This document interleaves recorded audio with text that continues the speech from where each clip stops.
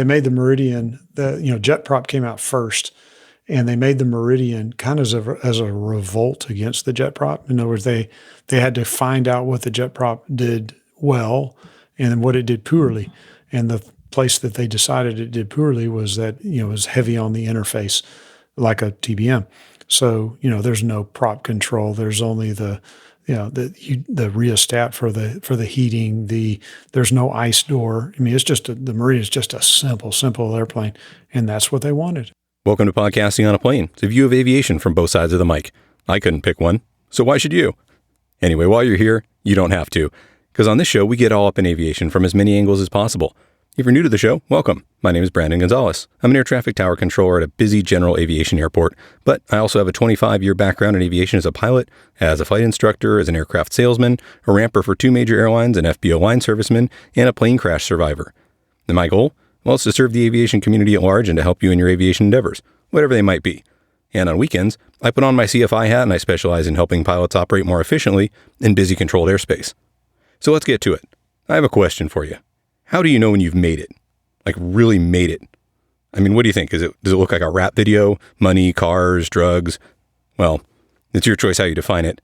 But if you're a pilot and you're looking for a gateway drug, I've got a favorite that you might like. It's the Piper Meridian, and more specifically, the M600. That's the good one. The thing is basically the Uber Meridian, the thing that the PA-46T series always should have been. And weirdly, it's one of my measures of personal success. Why? I mean, why not like a Gulfstream 6 or a Global Express or something? Well, yeah, those would be just about anyone's definition of business success, but 99% of the time, they aren't owner flown. I mean, sure, there are exceptions. Look at Tom Cruise, right? But as a pilot at heart, I'm not really interested in riding in the back as much as I am at being up front. And if you're the kind of person who has the level of personal success where you can afford a single-engine turboprop to hop in and operate for personal reasons, well, I think that's some off-the-charts level of Uber gratification. Anyway, when I'm flying one, well, that isn't mine, of course. That's what I'm thinking. And speaking of gratification, today's discussion, because for all of you blaze your own trail types out there, you're going to love what our guest has to say. He ended up blazing his own trail almost by accident, and pretty much all powered by the PA-46 series, and right through the heart of Texas. What the heck am I talking about? Well, stay tuned to find out.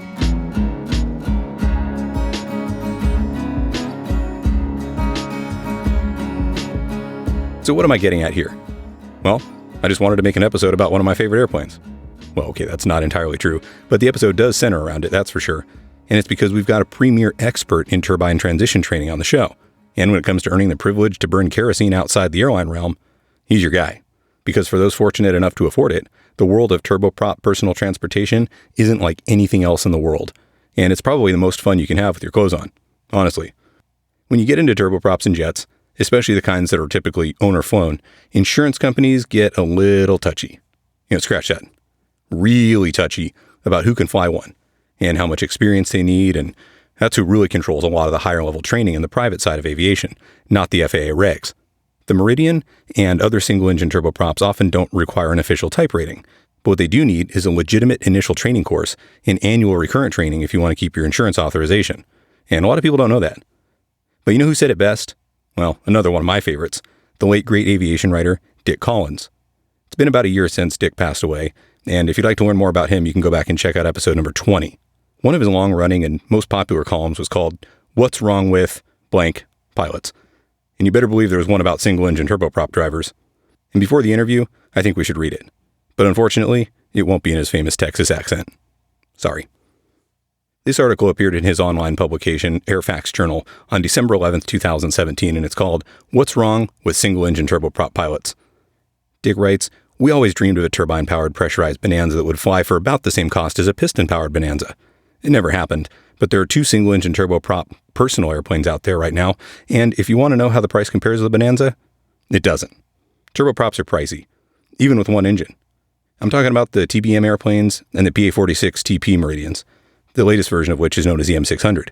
Some have put the Pilatus PC-12 in there as well, but it's a much bigger airplane and it's more widely used in utility, medical charter, and airline flying than by affluent couples flying from up north to Naples, Florida. One of the lures of the personal turboprop single is that it doesn't require an FAA type rating to fly. Insurance companies will require initial and probably recurrent training, but it's likely less demanding than the type rating training, though the schools would probably dispute that fact. The turboprop singles are easy enough to fly, but there's more to operating them than, for example, a Bonanza. And I'll give you an example of why that's true. The commercial-rated pilot and his wife were cruising along at flight level 280 in their new TBM 900 en route from Rochester, New York to Naples, Florida. The pilot was no novice. He had about 7,100 hours of total time, 4,190 in TBMs over the last 20 years. He'd recently completed a 5-day transition course to the 900 that included 36 hours of training. The pilot also led the TBM Owners and Pilots Association, which has excellent safety programs. So to say that he was familiar with the airplane would be an understatement. About an hour and 40 minutes into the flight, the pilot told the controller of an abnormal indication and requested a descent to flight level 180. The controller cleared the pilot to flight level 250 and told him to turn left 30 degrees. The pilot acknowledged and again requested a lower altitude. The pilot didn't request emergency handling, nor did he specify the nature of the problem. The controller, however, deduced that he had a pressurization problem and immediately coordinated with another facility to clear nearby lower airspace. The controller was next able to clear the TBM down to flight level 200 with another heading change, but the pilot did not acknowledge this or any further transmissions. The airplane remained level at flight level 250, and about 30 minutes later, military airplanes were dispatched to intercept and examine the airplane. Everything looked normal, except for the fact that the occupants appeared to be unconscious or asleep, and neither was wearing an oxygen mask. A photo showed that the appearance of the emergency door fit into the fuselage was consistent with a depressurized cabin. The military airplane stayed with the TBM until it neared Cuban airspace, at which time they broke off the escort. The airplane remained at flight level 250 and on track until 5 hours and 48 minutes had elapsed since takeoff. At that time, the fuel was obviously all gone, and the airplane descended into the Caribbean Sea, north of Jamaica. In the probable finding, the NTSB faulted the design of the cabin pressurization system and the design of the checklist. Nothing else. No mention of the pilot. I had more questions than answers when I finished the report. The pressurization system had a feature that automatically shut off the bleed air that pumps up the cabin if there is an overheat condition with the bleed air. I was flying a turboprop Aero Commander 690 one day years ago when such a thing happened. The airplane did not have an automatic overheat shutoff, but it was quite obvious that we needed to shut it off manually and quickly, or we would be roasted. It was hot in there. The automatic system in the TBM was prone to false alarms and unnecessary shutdowns. It appears that this was such a case based on recovered wreckage. A warning about the shutoff and depressurization was enunciated, and there had to have been other warnings. The NTSB said the cabin would fully depressurize in about 4 minutes, which meant the cabin altitude would increase by more than 5,000 feet a minute for that length of time. That would send a strong and an unmistakable message through your ears. The checklist was not adamant about first donning the oxygen mask in the case of a cabin depressurization, but that wouldn't have helped in this case. The pilot had not turned the cockpit oxygen switch on. This, and checking the oxygen masks, is a pre-flight checklist item for the airplane.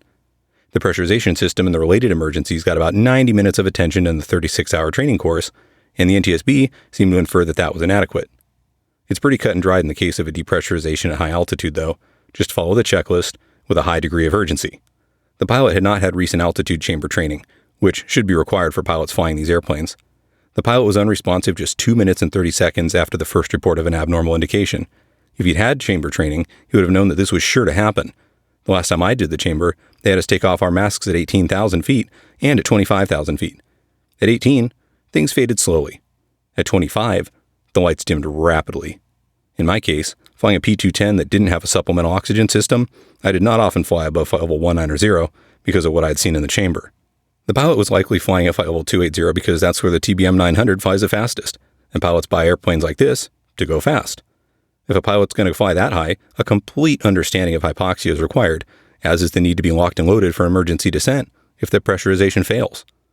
If you're skeptical about the urgency of this, I have a suggestion. Turn a light with a dimmer to full bright in an otherwise dark room. Punch the stopwatch in your iPhone, and as it counts up to 2 minutes and 30 seconds, dim the lights and try to make it come out even at dark, then 2 minutes and 30 seconds. That's what happens to your brain and vision without oxygen or pressurization at flight level 250. Given that, you don't really need a checklist to note it on the mask. Call Mayday and make an emergency descent to 10,000 if the airplane depressurizes at flight level 280.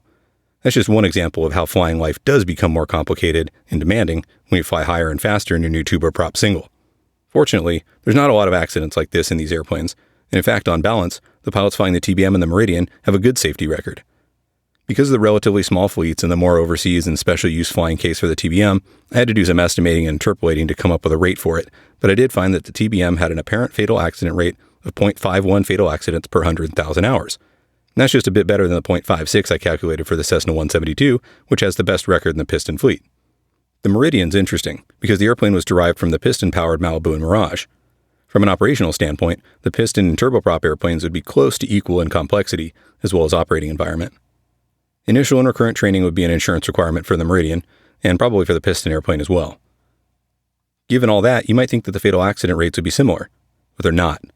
The fatal accident rate for the turboprop Meridian appears at 0.88 for 100,000 hours, to be over twice as good as the piston airplane, which I last calculated to be 2.04. The fact that these two single-engine turboprops have substantially better safety records than the piston-powered prop airplanes is quite contrary to some other things in the safety record. The turboprops are flown mostly by pilots who have become ever more affluent and moved on to the airplanes from high-performance piston singles and twins. In other words, the same folks, only with a bigger flying budget.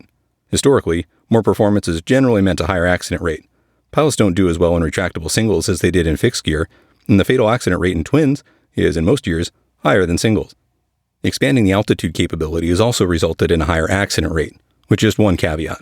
Just the addition of turbocharging doesn't seem to reflect a lot of added risk, because most pilots don't fly turbocharged airplanes high too often. Adding pressurization has tended to make things a lot worse. Fresh out of the box, the P-210 and Malibu suffered greatly in the hands of pilots who apparently thought they could fly through hell for love just because the airplane was pressurized. Some of the pressurized piston accidents were caused by engine problems in the Malibu and engines and systems problems in the P-210. Most of the accidents, though, were related to bad decisions and poor technique on the part of the pilot. The turboprops didn't suffer from this, though.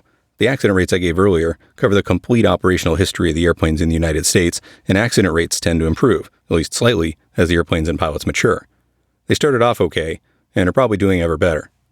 What stands out in the turboprop fatal accidents? The mechanical failure of the PT-6 engine that powers both airplanes? Not on the list. I found one failure that was attributed to poor maintenance and a couple of power problems with the undetermined causes. On one Meridian, the cowling was apparently not properly latched and came open after takeoff, followed by a crash landing. There have been power failures followed by successful forced landings. The PT-6 does have a wonderful record of reliability when only the core of the engine is concerned, but a lot else goes on to keep the fire burning and the turbine turning, and PT-6 failures that do occur are often related to the systems and accessories that are necessary parts of the engine. This is another way of saying that they can and do fail, if not often, and the airplanes have only one of them. If one thing stands out in the fatal accidents, it's a loss of control in IMC. This often comes soon after takeoff, which would suggest that the pilot didn't get the ducks in a row before taking off. When a pilot loses control in IMC within a short period of time after takeoff, it's obvious that he was neither ready for nor up to the task at hand. Even a slight distraction could lead to trouble. The pilot of the TBM with a pressurization problem was well into the flight, but he'd apparently not taken care of the pre-flight checklist items on the oxygen system, and that simple omission put him in a bad place, even though the NTSB faulted the design of the system as a probable cause of the accident. With the exception of the first Piper Meridians, these airplanes have capable autopilots that are well matched to the airplane. When looking at accidents involving losses of control in IMC, it's obvious that either a lot of hand flying is done, or at least that some pilots don't have a good understanding of how to get the most value out of an autopilot. There have also been a few low-speed losses of control on both go-arounds and missed approaches. The same rules apply here as in all airplanes. I mentioned that at first the pilots of pressurized piston singles got into trouble while trying to fly through hell for love. This has happened infrequently in the use of personal turboprops. One pilot pressed on, climbing into icing conditions that got the best of him, but right up to the minute he lost control at altitude, there were good options available. While the airplanes have good onboard weather avoidance and information, there have been a couple of losses in or around thunderstorms, but that's about it. From studying everything that's gone on with the TBM and Meridian, and with knowledge of the high-performance piston fleet, I get the feeling that the lower fatal accident rate in the turboprops has to be attributable to better training. Better reliability could be a factor, and though it's contrary to what's happened in the other areas of private aviation, the enhanced performance capabilities of these airplanes may have also made a contribution to safer operation. And who knows, maybe the pilots fly with better respect for the demands of such spirited airplanes. These personal turboprop singles are being joined in the fleet by a single-engine personal jet, the Cirrus SF-50. Setting aside the performance and price differences, it'll be interesting to see how the jet fares in the hands of owner pilots. If anything, they'll be better trained because a type rating will be required to fly the jet. One final thought about the turboprops, the TBM specifically. We landed at Sun Valley one day and parked next to a TBM. When my wife Ann got out of our P-210, she walked over and checked it out. After her evaluation, she told me that while she liked our P-210, she just might like the TBM a bit better. Me too. As usual, a beautifully written piece by Dick Collins, and that pretty much sums it up. And like Dick said, the difference comes mainly down to training. So while you're here, let's talk about that training. And who better to talk about it with than one of the best single-engine turboprop teachers out there, my friend, Joe Casey. If you if you look into my history, I'm in the PA-46 world pretty heavily, fly all the variants, and that's the big thing. Also DPE, also do a lot of international ferry flying over the North Atlantic and Pacific and all that. So sometimes those are good stories too. I just retired as a military instructor and examiner and all that. So I've got a few stories there as well, but probably not as many recent ones. And certainly the PA-46 is where I'm. That's my bread and butter and where I hang out all the time. So that's the best place for me to be. That's amazing. See, for me, the PA-46 series, I've always been a huge fan of Malibus and Meridians and, maybe to some extent the jet props and things like that. But, it's always been something that I wanted to learn to fly. And then I finally did. And recently I did my M600, we'll call it quote unquote type rating. And it's just such a sweet spot. It's really just like the icing on the cake of some flying I've been able to do. And it's so rewarding to fly those things. But I kind of want to hear a little bit more about how you got into the PA-46 world, sure, because that's kind of it's an interesting market, isn't it? It is. In the regular Army, flying Black Hawk helicopters as an instructor and as an examiner, and all I wanted to be was this airline pilot. And when I left the regular Army and became an airline pilot, I was in '99. I flew for American Eagle. And it wasn't but a month or two into flying that, and I was just about pulling my hair out thinking, why in the world did I ever want to be an airline pilot? And just was not enjoying the experience. Of course, now I was getting paid peanuts to fly, and it was, a terrible experience as far as pay is concerned. And certainly had the pay been better, it would have been a lot more appealing to me, I think. But nevertheless, I was not enjoying it. And then September 11th occurred, 2001. So I was about 2 years as an airline pilot when I woke up on September 11th at an outstation and watching the TV and thinking my life's about to change. And so real quickly there, I was able to get a military leave, I guess you'd say, from the airlines, and they were gladly giving out those and glad to have people leave their roles because everybody was downsizing. So I went to and did some full-time military activity because, of course, in September 2001, the military was ramping up and there was lots of work to do. So anyway, I did a lot of National Guard full-time type work in the late 2001, early 2002. And then I began looking for what was going to be next. And I was really one of those times in my life where I didn't really have a vision of where that was going to be. And it ended up that right in my little old hometown, you just never know what's in your own backyard. But there was a paint company that made industrial coatings, industrial paints. And these guys had a Cessna 421 that was just eating their lunch. And we just happened to bump into the owner of the company at a very small church. We had visited a small church with me and my family. And when we met them, they figured out that I was a pilot and they had this 421 and it was just eating their lunch as far as maintenance is concerned and performance. It was going on a flight and then coming back and they were, it was going into the maintenance hangar more than it was going into their own hangar. So the long story is that we decided that I was going to go work for them as a flying salesman. And that's what I did. And so we instantly sold the 421. I did a lot of research to figure out what we wanted to buy, and the answer kept coming back to a PA-46. So we bought a 1989 Malibu Mirage, Lycoming powered, and I got trained in that airplane and very quickly fell in love with it. It was just a great airplane. And I flew that thing for 500 hours a year for 8 years with this paint company. And I was in other words, I was not a professional pilot I got paid by selling paint and being going to these factories where the paint was being used and representing the company. But I was flying so much that I got very, very good at it. And it just began I began my fun. I was always a CFI and always, the airport bum hanging out at the airport. So people began to call me and say, hey, can you do a recurrent training? And I figured out that I could do it, just slowly waded into this pool. And once I did a couple of training events, well, then my phone started ringing some more and ringing some more. And it wasn't long before it was ringing so much that I finally figured out that I could branch off and do my own thing. And that's where I did. And it was really scary for a little while there, because I was being paid pretty good as a paint guy. And but when I became a professional flight instructor, like for a living, in the PA 46 community, the floodgates opened up, and the community just responded really, really well. And it wasn't long before I was flying the Continental Malibu and all the turbines, and today I'm flying every PA 46 that they've got, and without any troubles at all. And it's just been a really, really good market for me to be in from a professional standpoint. So then that was the birth of KC Aviation? Yeah, that was the birth of KC Aviation was in 2009, and it was at the beginning. It was just flight instruction, doing recurrent training and an initial training when I could, and I really enjoyed it, and I just found a place that I have a heart of a teacher in just about anything I do, which has always been a help to me. It's been a good thing, and so whenever it came time to, in other words, I enjoy the flight instruction aspect of it.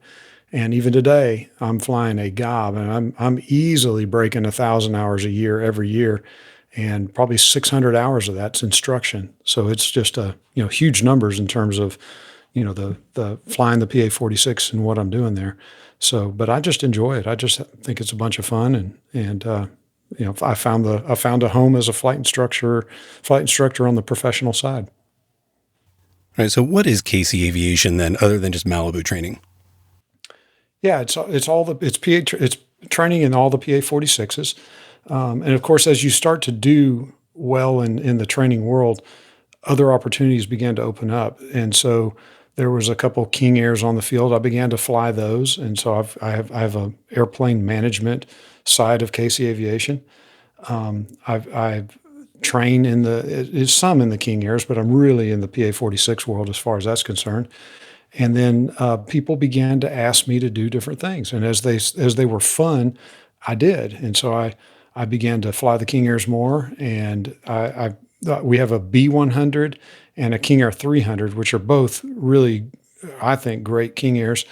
And but there's not a lot of B100 guys out there, but I'm one of them. And the 300 guys, there's not just a whole lot of those either, but I'm one of those. So it kind of found I was sort of a niche in that market. And then I began to have more and more phone calls and people wanting me to do things. And I began to start doing international ferry flights, which I just think is a bunch of fun and really enjoy. And so I'll do probably 6 to 8 international ferry flights, the really big long ones that go over to the Middle East or Africa or China or somewhere. And so I get to do those, which I enjoy immensely. And then about 2 years ago, I became a designated pilot examiner. And so lately I've been doing a lot of examining as well. I'd probably do 60 to 80 check rides a year. And that's a bunch of fun. I've really enjoyed that. So, and as the company has grown, I've hired pilots and I've hired instructors and people that help me with the buying and the selling of airplanes. And so it's just been we just slowly and steadily grown over the years and ended up at a place where we're able to serve the market and just, get to fly every day. And so it's just a lot of fun. Well, I can definitely speak to the quality of it because my Meridian type was done on your certificate through our mutual friend Chad. So I can definitely vouch for the quality of the guys that you hire. Yeah, Chad's a great pilot. He's sort of like me in the sense that he just loves to fly and it shows. And he's got the heart of a teacher. So there's good pilots out there, but there's you find a good pilot that's a good instructor, and you've really got somebody. Chad's definitely one of them. He's just a really super individual and a great instructor. Absolutely. Well, let's go back a little bit to the ferrying airplanes, because I've never met anybody who ferries airplanes for a living that doesn't have a couple of war stories. Yeah, there's a good number of them. That's for sure. Anytime you're going a long distance like that and going from so many different climates, there's always going to be a war story, that's there. But it really is. I enjoy that the international ferry flying a lot. What's your one? What's one of the craziest things that's happened to you while you're ferrying an airplane? I remember the first international ferry flight I ever had was with a lady who I just think the world of, named Margaret Waltz, who's a lot of people call the Queen of the Atlantic. And I didn't know what I was doing at all, but I called up Margaret and said, "Hey, Margaret, can I get a, you don't know me at all, but can you show me how to do it?" And she was kind enough to call me and say, "Yeah, I'll let you take a ride with me." And it was very short notice. Seems like I had one day of notice, but she said, "If you could meet me in somewhere in the Midwest, I forget if it was Illinois or Indiana." And we flew an airplane over to France, and I just fell in love with the, stopping in Canada and Greenland, Iceland, Scotland, ended up in France, and it was really kind of a short flight in the grand scheme of things for what we've done since. But that got me my feet wet and taught me how to do it. And then my first real international ferry flight, where it was all by myself, was from Mali, Africa, of all places. And if you've ever heard of Timbuktu, we say it as a joke, but there really is a place called Timbuktu. And it is way in the middle of nowhere, as you would expect. And but I got stuck in Mali, a little bit south of Timbuktu, for a week waiting for an airplane transaction to occur. And finally, when the airplane got ready, I remember taking off from Mali right at dark. And it was just, I had to leave. I had to get out of there. It was just time. And I remember taking off all by myself in this King Air 200, and it was really a not a good one at all. It wasn't a great example of a King Air, but which is probably why I got the job. But I remember taking off, and Mali's just south of the Sahara Desert, and I flew it was like 8 or 9 o'clock at night, and took off from there and flew over the Sahara, and landed in northern Africa. And I remember being over the Sahara Desert at night, and literally it was just so dark. The stars were just absolutely gorgeous, and I remember looking down at the Sahara, over down in the middle of the Sahara. It was just perfectly clear night, and the only thing you could see was a couple campfires. And as they were down there, and just it really got me thinking, boy, how did I get into what I'm at now? And but I flew all that night, and landed in northern Africa, and then got some gas at like 2 a.m, and then took off again and landed in Spain, and just completely out of rhythm. My circadian rhythms were all messed up, and it was just really a long flight. But I remember thinking, hey, this is a bunch of fun, and I'm enjoying it. And of course, the next day I went on and made it all the way back to the U.S. And that really just kind of whetted my appetite of being somewhere as far away as Africa and as remote as the Sahara. It's funny because as you talk about that, I feel like that's the kind of experience that might make people say, I'm never going to do this again. Right. There's a bunch of people that say the same thing, but I will tell you this. I have a very long list of people that have, and they find out that I take, these ferry flights sometime. I have a very long list of people that say, "Hey, if you ever get a seat on an airplane, I want it. I'll drop everything to go." And I have done that. I've taken several pilots, many pilots with me. If it's a true ferry flight where, it's just where it's under a ferry certificate, then, I have to do it myself. But if it's just a repositioning of an airplane, then I do it. And I've probably taken 10 pilots with me. I probably have a list, 4 times that long now of people that say, "Hey, if you ever get a seat, I'll do it." So I'm telling you right now, there's a lot of people that would say no, but there's a whole bunch of pilots out there that would just like the experience to be able to do it. Sure. Now, back to Margaret. Is she the one who flies? I think she ferries most of the TBMs back here to the U.S. Am I thinking of the right person there? Yeah, you sure are. She's just awesome. I want to say, I'm going to mince up my numbers, but it's under 900 and over 800 Atlantic crossings that she's made. So she's just a gem of a lady, and just vastly experienced, and just a really neat lady. And I've done 2 trips with her. One time the first time I took a trip sort of as my, my indoctrination trip. And then it was a couple of years later, and she called me and asked me if I'd go just as the second pilot, because it was going to be a particularly tough trip. And, a lot of times we want to throw a second pilot on board if it's going to be tough.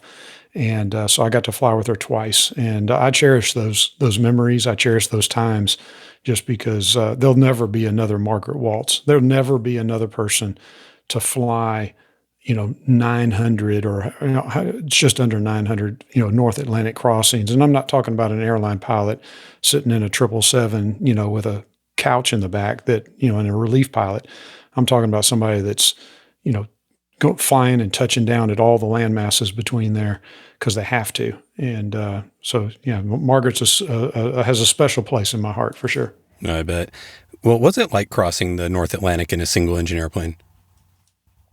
It's the first time I did it, it was a little bit eerie in the sense that you do have that little thing in the back of your mind of what if, and you do have that. But if I have that now, if I get a flight now, I'm pretty confident in what I'm flying, and I'm pretty confident in the airplane, pretty confident in the machine. I'm definitely prepared, but there's a little thing in the back of your mind. You can be between Iceland and Greenland, and you look down at that water, which is even from high altitude in the 20,000s, you can look down and see the white caps on the waves, and those are big waves down there, and you think to yourself, what if happened, and there is a little thing that goes in the back of your mind, but I don't know. It's something I just enjoy, and for me it's not something to fear. It's something to respect, and I enjoy it.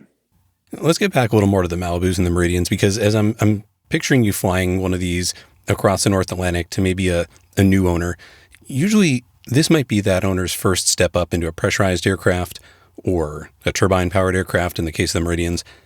Tell me what it's like to train somebody who's never done that before into really saying, here's the keys and have fun with their own new Meridian. Yeah, that's probably the aspect of it that I enjoy the most is the typical PA-46 pilot is usually a man, although there's sometimes women that come along too, and increasingly more, which is good. But typically a man is usually a non-professional pilot, meaning that he owns a business, or he's got he's done well in whatever regard, and he wants a personal travel machine and he's moving up. So usually that guy has flown a Saratoga or a Lance or a Cirrus or Bonanza or something of this nature, and has yearned for either pressurization or long distance capability or turbine capability. And then the thing about a PA-46 is that a PA-46 is an incredibly efficient airplane. Pick your variant of the PA-46. They're all efficient. And if you're a person that just values efficiency and you want to fly yourself, you're going to end up in the PA-46 world, at least looking at it, because there's really not a good comparative airplane to it. And so that person that values efficiency thinks like I do. And so those kind of people just end up here. And so these people that come to me are like-minded. And I think that's one of the reasons I like the community I'm in, is because it's people that I value the things that they value in an airplane and oftentimes in other things. So, but that person comes to me usually with less than 1,000 hours, usually less than stellar instrument skills, usually no pressurization experience, and it's oftentimes their first turbine experience. So it's kind of a cool thing to take somebody that knows so little about this area that they've just waded into, and hold their hand and help them get to the place where they're functioning in that world. And so it's just a lot of fun, and it's just a lot of fun to see people grow as a pilot. Of course. Now, as you're talking, I'm thinking two things, and they're sort of at odds with each other.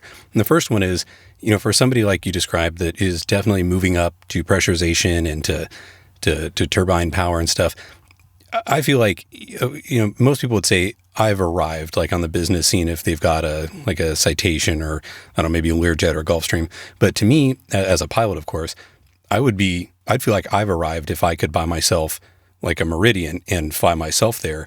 And as I'm flying along, I feel like all I'd be thinking is, I can't believe that things have gone well enough that this is our machine and our personal transport to get there, because I think that the Meridian really is sort of the ultimate personal transport machine. But conversely, as you're talking and you're mentioning somebody with less than 1,000 hours, the little part of me is just kind of wincing a little bit. And I'm thinking, should there be people out there with less than 1,000 hours operating turbine-powered aircraft by themselves? You bring up a good point, and the quick answer is yes, because everybody's different. Now, I will tell you straight up that there are people in this world that have a lot more money than sense and a lot more money than piloting ability. And one of the hard parts about my job is to be able to look somebody in the eye and say, you're not ready, or, this is not going well, and we need to schedule more time or more experience or more whatever. And it's usually a not fun conversation, but it's one that they know is coming, and they agree. No one wants to go kill themselves. But I can tell you right now that a lot of times we hinge a pilot's ability to fly an airplane based upon hours, and that's not always the case. I mean, in other words, I've trained a 400-hour, believe it or not, pilot to fly a Meridian not long ago, and he was singularly outstanding. I mean, he did his homework. He really knew how to position the airplane well. He was digitally savvy. He was a good button pusher as well as a good stick wiggler, and just was really, really good. I mean, I'd throw my family on board with him, let him go anywhere. And now I've had 10,000-hour pilots come to me as well, and they not be able to do well, meaning that they've either flown something that's really, really big, where like an airline pilot that hasn't hardly ever flown lately. They've been button pushing all their career, and they come get into back into the civilian world, and it doesn't go very well because they don't have the hand-eye coordination and the ability to control an airplane of this type and this size. So rarely is it just, hey, you got 1,000 hours and you're good, or hey, you don't and you're not. Usually it's there's other variables that play into it. So I'd have no problem with a lower hour aviator if he's good. Sure. I mean, I realize there's definitely so much subjectivity when it comes to flight training, I think at all levels, really. What would be some of the common issues maybe that a new owner would have when they're transitioning to, let's just keep with the Meridians for now, since they're the turboprop, but what kind of difficulty do people tend to run into? Well, it's high altitude. Most of the guys have never, if you have something unpressurized, then, you've been below 12,000 most of your life. And so just understanding how the pressurization works, that tends to be the least understood system on the airplane. So we spend a lot of time going over pressurization. And then just the speed of the airplane, meaning that, a PA-46 is going to have, approach speeds and flight characteristics. It's going to have climb rates that are significantly better than what most people are used to. And so, it's easy to get behind the airplane. Everybody's heard of, getting behind the airplane. Well, it's real easy, to get behind a PA-46 if you don't know what you're doing. And so I think getting behind the airplane is a big one. And then the next thing that's really happened lately is there's very technically advanced airplanes, and all PA-46s are going to be technically advanced, but there's been a gravitation, I guess, to not only complicated or high performance avionics, but just a myriad of avionics. And so, not everybody's got a Garmin airplane. There's Avidyne airplanes and steam gauge airplanes and King airplanes. And for somebody to get into a new airplane where they have to really learn pressurization, oftentimes learn a new engine, often it's a turbine engine. But the other thing is that they have to learn the avionics and, knowing on autopilot cold, knowing what every button does, every mode of it is, those things are things that guys and our pilots tend to get bogged down on and not do as well. You really need to be a good stick wiggler, and you really need to be a good button pusher.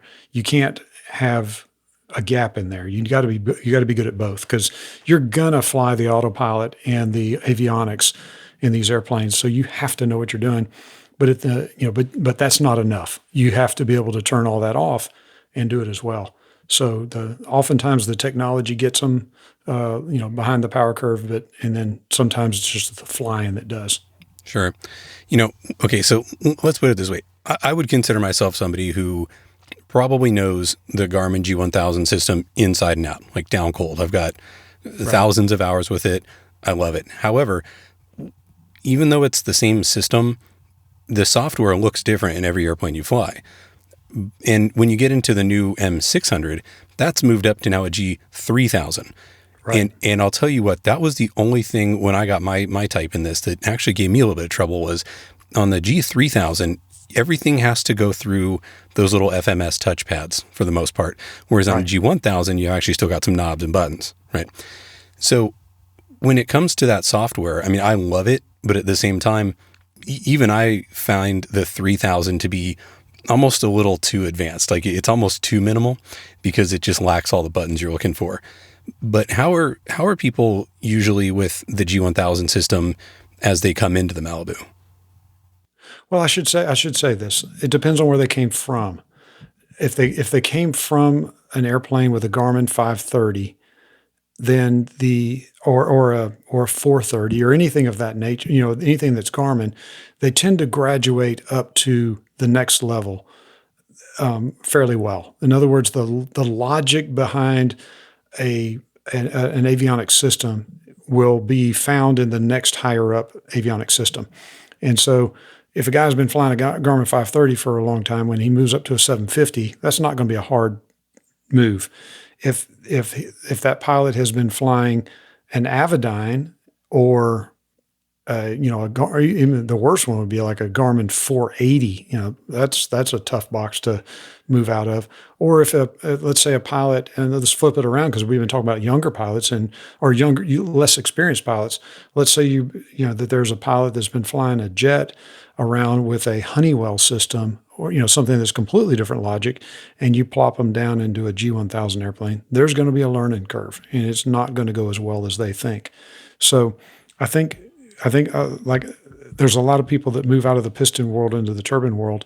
And if they're running around in a piston Mirage that has Avidyne, well, I'm going to look for an Avidyne Meridian because I promise you that goes really, really well. That move up, there's pretty much an avionics system you don't have to learn a lot about. Whereas if you come out of an Avidyne Mirage and want to go into a G1000 Meridian, well, you can do it. But there's going to be a learning curve there, and it's the button's not going to be in the right spot, and it's not going to do the same thing. So there definitely can be it kind of depends upon your background.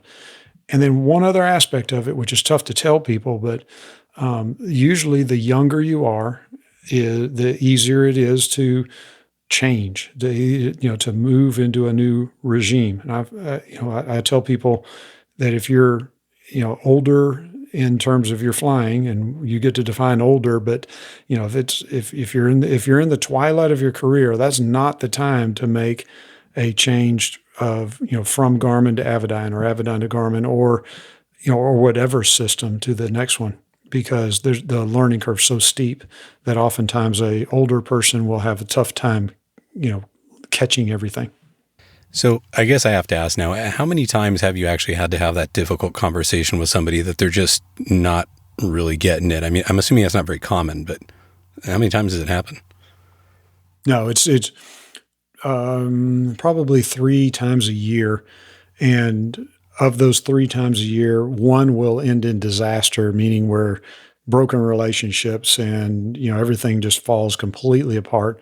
The other 2 are usually very welcomed, and they basically appreciate my honesty, and they get extra training. We usually are able to find somebody that is able to spend some extra time. And of course, it costs gobs of money to get a good quality flight instructor, to show up and do the right thing. And so, it can cost a lot of money, but those people, they don't want to kill themselves. At the end of the day, no one wants to, landings are not optional. And so the last thing you want to do is take off in a complex airplane and find out that your skills are not up to par, because it's going to end in disaster. So those, I think people respect my perspective and my honesty and my assessment of their skills. And some people know that they don't come to training prepared. And, so if they get behind, it's usually not a very good conversation, but it is an important one. I guess there's that old saying that nobody wants to run afoul of, that it's better to be dead than embarrassed, right?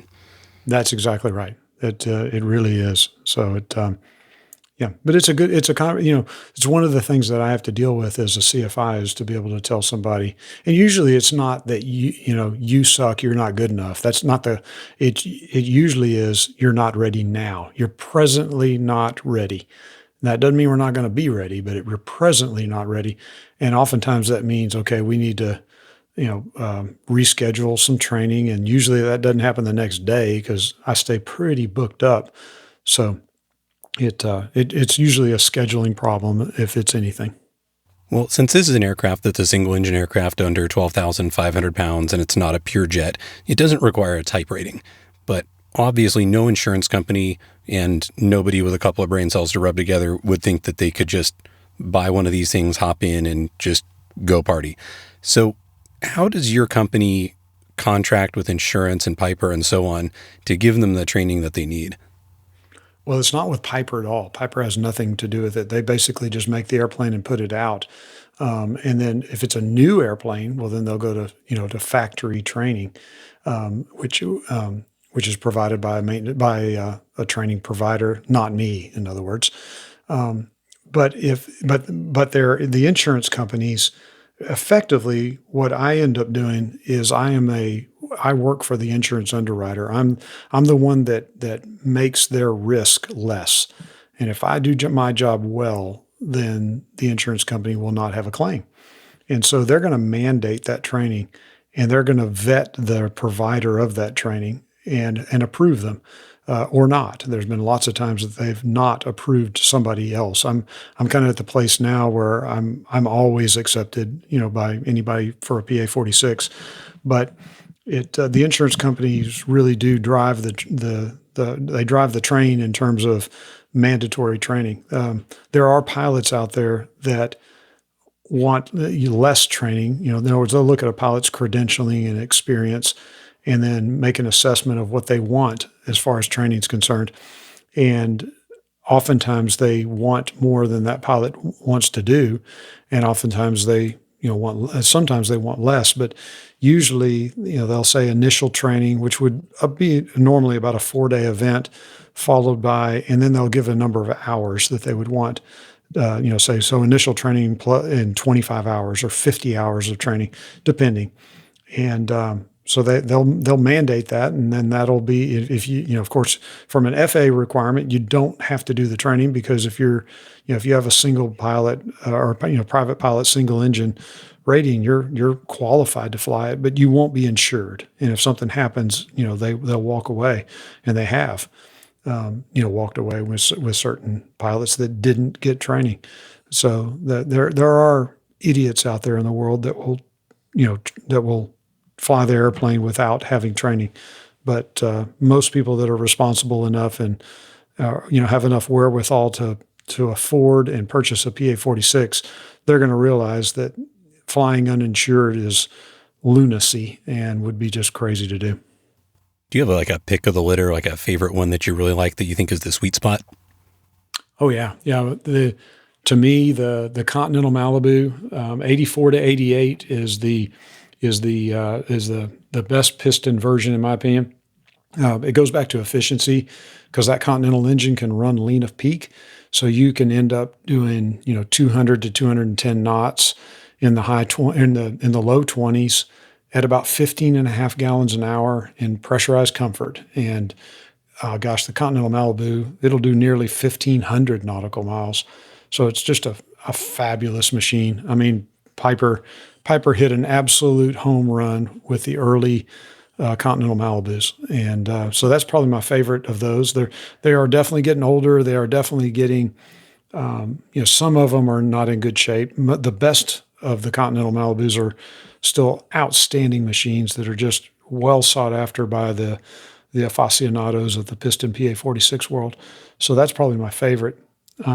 If I had another favorite, it would be probably to differentiate between the jet prop and the Meridian is, I ended up with a very polarized view, but I really like both. I really love the PT6. That's the bottom line. You can bolt a PT6 on just about anything, and it'll make it a great airplane. So both the Meridian has some advantages, and the jet prop has some advantages, but I love either one of those. Are great airplanes. Probably the jet prop's slightly my favorite, but just because I'm efficiency minded. Jet prop just hit an absolute home run with their STC to convert a piston PA46 into a turbine. But I will tell you this: the M600, the Meridian has some challengers in terms of useful load and range.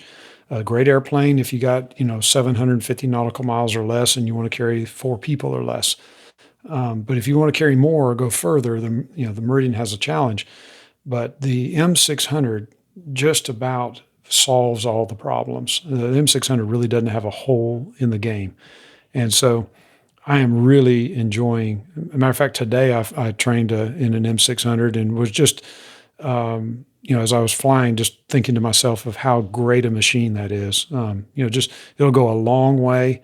If you're in Kansas or anywhere in the central United States, you can hit anywhere in the United States on a full bag of gas in that airplane with 5 people on board in incredible comfort, and the efficiency is just amazing. So I think Piper, when they put that new wing on the M600, I think they created a machine that will be around for decades, and I think it's going to keep Piper healthy. So I think the Continental Malibu in any turbine PA46 is just singularly outstanding. Yeah, I'll tell you what, the M600, that is by a country mile my favorite. Yeah. But let's go back to the jet props then, because the jet prop as a conversion, I think it's one of the greatest ideas anyone's had. I mean, you take what was already an amazing airframe and then slap a PT6 on it. Great. What's to lose? But then again, they kind of have a little bit of a reputation in that I think a lot of people get into them looking for a bargain, and they get in a little over their heads, and they kind of got a reputation as a quick way to rip your own wings off. But then again, if you did it right, then that wouldn't really be an issue. But let's talk a little bit more about the jet props and whether or not that was the best or worst idea ever. Oh, it's the best. I mean, in my opinion, I've got thousands of hours in the jet prop, and I think the jet prop conversion is just singularly outstanding. You bolt a bulletproof, properly sized engine onto that airframe. In other words, the Dash 21 or 34 or 35 engine is the appropriate sized engine for a PA46, and it has good the fuel consumption and the power. All of that is just really, really well thought out and well designed, and it's just a great machine. There are some definite challenges with it because it's a converted airplane. You end up with a fairly low useful load, and then you could argue that at times that the jet prop is not as pilot friendly as some other airplanes. Like, let me give you an example. The heating system in the jet prop, you basically have to pull about 4 knobs or 4, you have to do 4 things to get full heat. Whereas if you had the Meridian, you just simply control a rheostat. And, if you're a little bit cold, you just turn up the heat a little bit with a rheostat and you're done. Where with the jet prop, you're going to pull knobs and turn buttons and make things happen. And it's because it's a converted airplane. If it would have been a from the factory airplane, they would have been able to clean up some of those things. But I honestly, if you're up flying in the high altitude, and do you really care if you got to push 4 buttons or if you just got to turn one? At the end of the day, you get used to whatever you're flying. Or I kind of liken it. Let me put it this way: the Meridian is like driving an automatic transmission car. Very easy. You just push the gas, push the brake. It'll do what you tell it to do. Jet prop's like flying a stick shift car or with the standard transmission, and it takes a little more. It's a little bit different. But if you drive a stick shift, you're not thinking that you have an inferior vehicle. It's just different, and so it could be argued that the jet prop's a little bit more difficult to fly than the Meridian, but it's really not in the grand scheme. And but it is different. So, and which is also nice because it fits a different mentality. In other words, if you're a from the factory kind of pilot and you just want something that's newer and from the factory, well, Meridian's going to be your airplane. And if you're a guy that is looking for something that's very, very efficient and very powerful and bulletproof design, well, the jet prop is a fabulous STC that they just continue to improve and continue to make better. So they're both great airplanes. It just has a little bit of a different mindset toward them. All right. Well, I got three letters that I think are a little bit of a thorn in the side of Piper when it comes to the single engine turboprop market. And those three letters are TBM. And I spent a day flying an 850 around the other day. And I got to say, I am a huge Malibu Meridian person, but I kind of liked it. What do you think about the TBMs? Well, I fly a lot of the TBMs. I train in all of those as well. It's interesting because what ends up happening is you train somebody in a Malibu and they do well and they fly it and like it, but then they move up to a jet prop and they fly it and like it, but then their mission expands a little bit and they move up to a TBM. And when they do, they ask me to go do it with them. So it ends up that I do a lot of TBM training as well. And so I can speak on, how they operate and what they are. TBM is a really good airplane. Strong wing, lots of capability. You can literally load up 5 people and go a long way in those, and really fast with the newer ones. Anything with a 9 in front of it's really going to be a 300 plus knot. I mean, the 930 is going to be 330 knots easy. So very fast, very nice airplane. The problem is they're expensive. They're expensive to buy, and they're expensive to operate. The maintenance schedule on a TBM is very robust, which is good if you if you want to make sure you see everything's been checked out on the airplane. But a Meridian or any PTC, any PA-46 is going to be a cheaper airplane to operate, and so there's nothing wrong with that TBM. Great airplane, but there are cheaper airplanes out there that will do the job if you have a shorter mission or lesser payload to carry. Well, I tell you what, it's really nice to have your level of expertise come on the show and talk about two of my all-time favorite airplanes. And it's really, here's what I see happening. There are going to be a lot of people that are going to love hearing what you have to say. And with any luck, your phone will ring a couple times due to that. But people are going to ask for more Joe Casey. And there is a way that I think that they can get a little more Joe Casey. We're going to get to that in a second, right after I read an iTunes review that may sound familiar to you. It's called Solid Content, Easy to Listen, 5 stars. And the person who left this review says, Brandon has struck a chord. I checked it out after being recommended by a friend, not giving it much chance. But 45 minutes later, I was still interested. And I've now listened to all of them, and I'm looking forward to the next show to pop up. Great job. Does that sound familiar to you, Joe? Yeah, I think I wrote that sometime in the past. That's great. And hey, you do have a great podcast. I've really enjoyed it. And I listen to a bunch of different podcasts, and the ones that do resonate with me, and you end up listening and you just keep listening. Those are the ones that are doing a great job. And you are definitely, you got a great little podcast here. And that's why I wanted to enter into this arena of podcasting, because I think it provides content that others want to hear in a way they want to hear it. And, in other words, I enjoy listening to podcasts, so I think other people are going to want to listen to that too.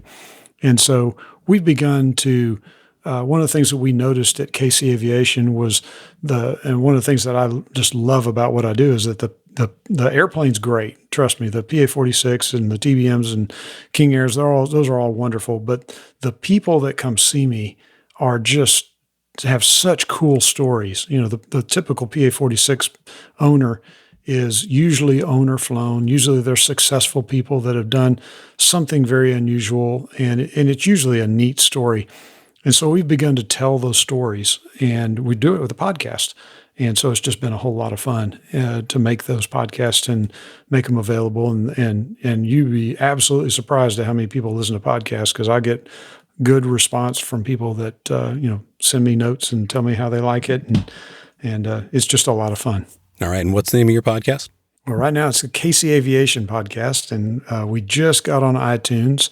But you can also go to my website, which is flycasey, FLYCASEY.com, and we list them there as well. All right, so let's put this into perspective. You're doing well, really well. You bought one of the coolest single-engine turboprops ever made for you and your family to travel around in whenever you want. Really, the only hurdle between you and total freedom is proficiency. And you hired Joe to do your training with you. I guess it kind of gives new meaning to the old term, living the dream. If you want to make this dream part of your reality, go check out Joe at flycasey.com. Today's episode was brought to you by the generous support of listeners on Patreon. Show patrons get all kinds of extras, like early episode releases, extra episodes that never go public, direct messaging with me, and more. Plus, when you join, I'll read your name on the show. So head over to podcastingonaplane.com or patreon.com/podcastingonaplane to learn more. And let's welcome our new supporters, Kira Lynn, Hans Cathcart, and Tom Catalino. Welcome. And I want to credit our larger supporters whenever possible, too. So an extra special continued thanks to Paula and Vince, Brian Juarez, the photo mission pilot. Make sure to check him out on Instagram. Jeff Riolo at Empower UAV for all your UAV needs. Ted Crossan, pilot extraordinaire. And the one and only Captain Jeff from APG. Joe Godfrey, Jamie Ploon, and Thomas Qualwasser. Thank you all. And if you'd like any more information about supporting the show or anything else, head over to podcastingonaplane.com for anything you need. Well, that's all for now. Your frequency change is approved until next time, and report back on this frequency for the next episode. Good day.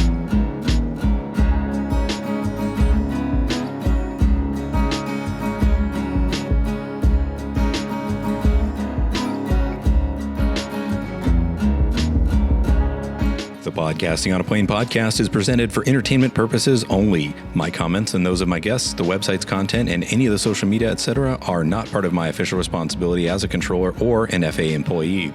The views and opinions you hear on the podcast are mine and those of my guests, and not necessarily that of the FAA. There is no nexus between Podcasting on a Plane and the FAA.